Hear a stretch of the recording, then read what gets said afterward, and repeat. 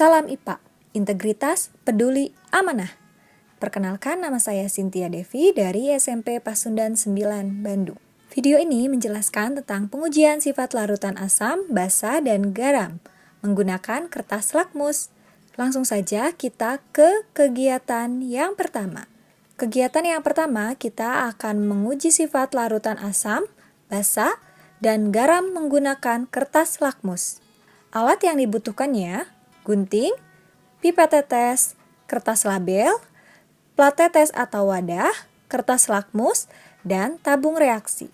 Bahan yang digunakannya ada garam dapur, sabun mandi, dan cuka dapur. Langsung saja kita ke langkah kegiatannya.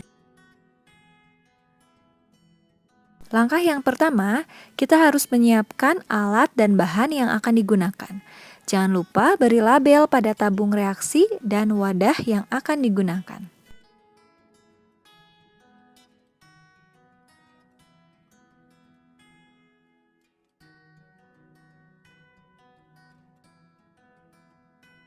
Yang kedua, siapkan potongan kecil kertas lakmus dan masukkan ke dalam wadah.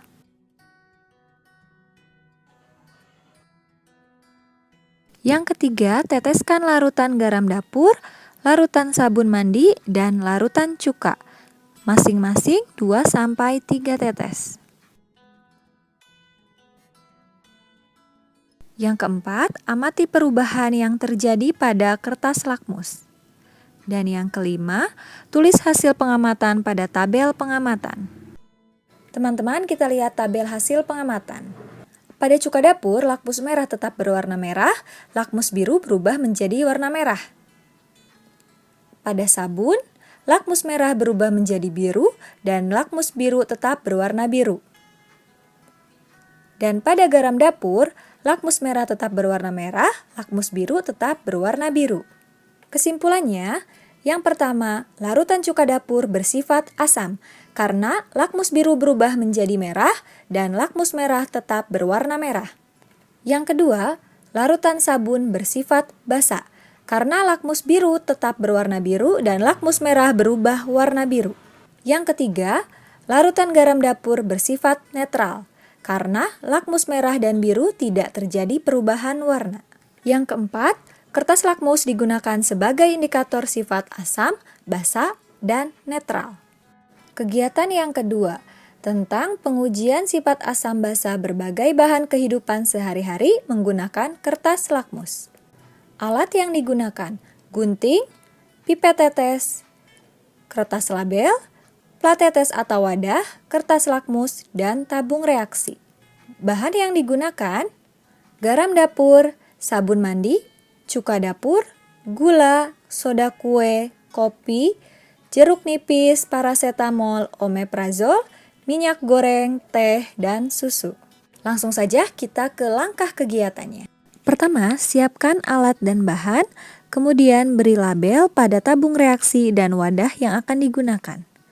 Yang kedua, siapkan potongan kecil kertas lakmus dan masukkan ke dalam wadah.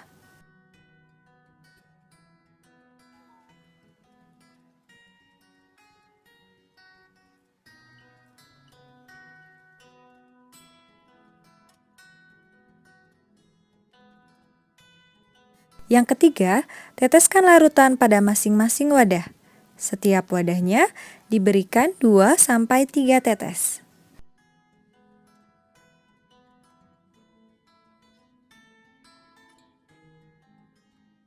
Yang keempat, amati perubahan yang terjadi.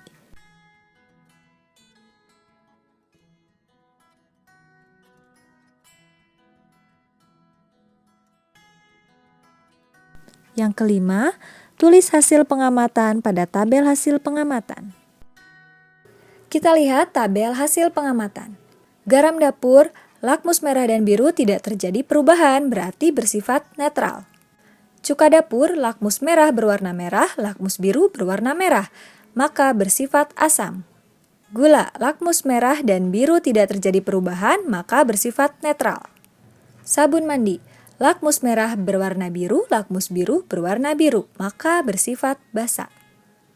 Soda kue, lakmus merah berwarna biru, lakmus biru berwarna biru, maka bersifat basa. Susu lakmus merah dan biru tidak terjadi perubahan, maka bersifat netral. Minyak goreng, lakmus merah dan biru tidak terjadi perubahan, maka bersifat netral.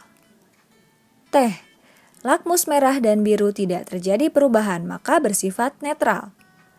Kopi, lakmus merah dan biru tidak terjadi perubahan, maka bersifat netral. Jeruk nipis, lakmus merah berwarna merah dan lakmus biru berwarna merah, maka bersifat asam. Parasetamol, lakmus merah dan biru tidak terjadi perubahan, maka bersifat netral. Omeprazol, lakmus merah dan biru tidak terjadi perubahan, maka bersifat netral. Kesimpulannya, yang pertama, larutan yang bersifat asam adalah larutan cuka dapur dan jeruk nipis. Yang kedua, larutan yang bersifat basa ada larutan sabun dan larutan soda kue. Yang ketiga, larutan yang bersifat netral ada larutan garam dapur, larutan gula, larutan susu, larutan kopi, larutan teh, minyak goreng, larutan parasetamol, dan larutan omeprazol.